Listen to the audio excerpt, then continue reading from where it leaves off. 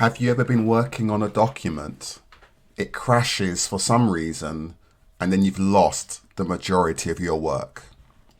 Well, you don't need to worry about that anymore because we can change how often Microsoft saves our document. Let me show you how. You click on File. I'm in Microsoft Word, but this will work in all documents except Outlook. Click on File, Options, click on the Save tab, and you're looking for this button here where it says Save Auto Recovery every so many minutes.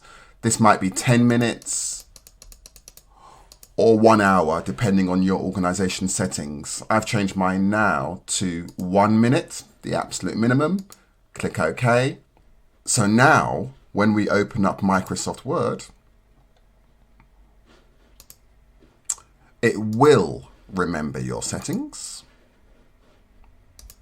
and all of your documents will be saved every 1 minute from there forth. Ladies and gentlemen, that's why I love Microsoft.